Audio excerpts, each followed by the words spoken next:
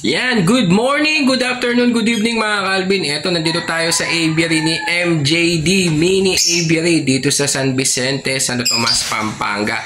Eto, kukuhanin lang natin mga Calvin yung mga Project Red Factor na mga breed po ni MJD Aviary. Yan ha, legit po yan na naglalabas ng mga Red Factor kasi siya yung naunang nakapagpalabas ng Red Factor dito sa part ng sa amin mga Calvin, no? Nandito pa yung sticker pa natin mga Calvin, ha? Kaya stay tuned lang kayo, ipapakita na lang natin yung mga pang-out ni Boss JD dito sa kanyang aviary mga Calvin. Kaya stay tuned lang kayo at ipapasok lang natin ang ating intro.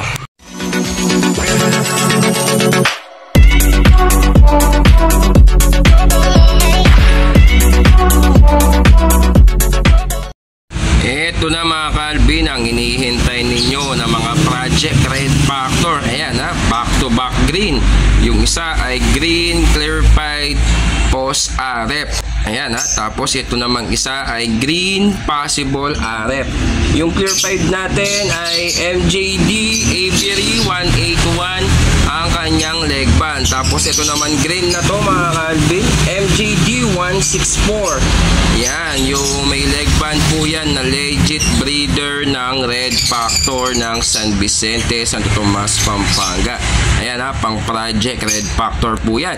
Bali yan mga Calvin, medyo mahirap na po yung stocks ng mga Red Factor ngayon. Medyo tumaas po ang presyo sa halagang 2,500 pesos.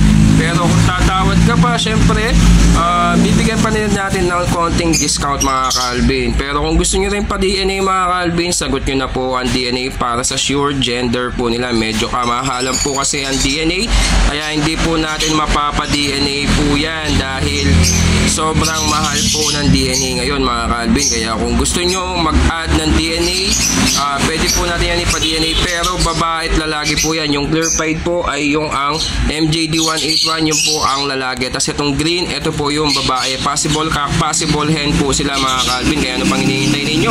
Sa halagang 2,500 pesos, may pang Project Red Factor ka na. Yan mga Calvin ha, yan o, pulang-pula na po sila. Yan ha, back to back green possible Red Factor. Ayan yung leg band po ng cock ay, tignan lang natin mga Calvin, inilista kasi natin. Yung leg band po ng cock ay MJD 183. Tapos yung hen naman MJD 187. Yan ha, galing po yan kay Boss MJD Aviary ng San Vicente, Santo Tomas, Pampanga. Yan sa halagang 2,500 pesos mga Calvin ha, may pang Project Red Factor ka na. Grabe, napakaganda oh. Namumula na po sila. Kitang-kita nyo na kahit possible Red Factor pa lang, pero namumula ng paunti-unti ang kanilang pangangatawan mga Calvin. Kaya ano pang hinihintay ninyo? Sayang yan mga Calvin. Ayun lang tayo nakakuha ulit dahil sobrang hirap na po ng stocks ng mga possible Red Factor ngayon. Dahil konti na lang po ang nagbibreed ng mga ganitong mga Red Factor mga Calvin. Kaya ano pang hinihintay ninyo? Baka sa inyo pa yan makapagpalabas ng Red Factor mga Calvin sa halagang 2,500 pesos lang. Kaya ano pang hinihintay ninyo? Kuhanin nyo na, baka maunahan ka pa. 5 pares po yan mga Calvin ha, kaya indicate natin lahat yan para pwede po kayong kumuha mga Calvin. Yan mga Calvin ha, pangatlong pares natin. Yan, isang blue possible RF mga Calvin. Yan ay leg band po yan ay MJD Aviary 178. At isang green OPA possible RF sex link hen po yan mga Calvin ha.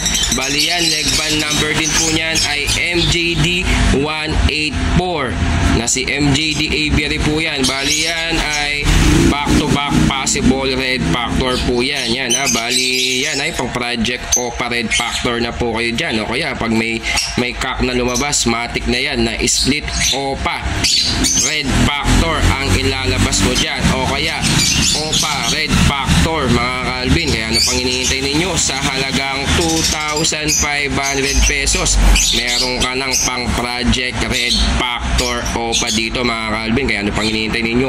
Pwede mo na yan ipa-reservation fee o kaya pwede mo na yan kuhanin agad-agad para mapadala natin yan by Lalabog. Basta full payment po tayo, automatic ipapadeliver po natin yan agad-agad sa inyo mga Calvin. O kaya pag pumunta ako ng Bukawi Pet Market, kailangan po natin ng down payment, at kung pipikapin mo yan sa Bukawi Pet Market, doon mo na lang babayaran ng buo mga Calvin. Kaya ano pang hinihintay ninyo?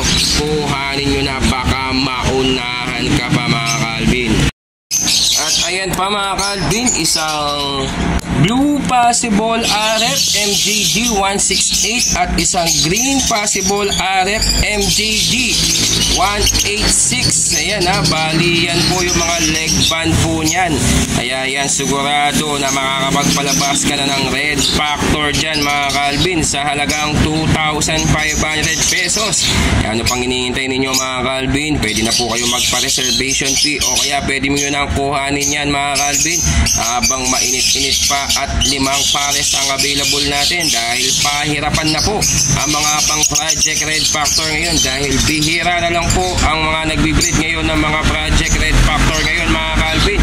Kaya tayo ay pinupuntahan natin ang mga legit breeder ng red factor para hindi po tayo masira sa mga customer po natin. At magawin nyo lang, maghintay lang po kayo, talagang matagal ang process ng paglabas ng red factor. Basta kung talagang interesado ka, nahintayin mo sila, automatic ibibigay at ibibigay sa inyo yan mga Calvin. Katulad ko, may mga back-to-back possible RF tayo, at ngayon split RF na po siya dahil nakapagpalabas po tayo ng red factor. Pagdating po ng 4th clutch, doon pa lang po nakapagpalabas. Ngayon may itlog sila, hintayin natin kung meron ulit tayong ilalabas na red factor mga Calvin. Kaya sa mga naiinip dyan, huwag po kayong mainip, automatic ibibigay po yan. Sabi nga ni MJD Aviary, pag yan nakapaglabas na ng red factor, huwag mo nang baklasin, hayaan mo na lang daw sila at tuloy-tuloy ang ilalabas sa inyo na red factor daw, sabi ni MJD Aviary, dahil alam po niya ang process sa pagdating ng breeding ng red factor mga Calvin. Kaya ano pang hinihintay ninyo? Ayan o, saktong-sakto sa inyo mga painakay ni MJD Aviary ng legit breeder ng red factor sa halagang 2,500 pesos mga Calvin.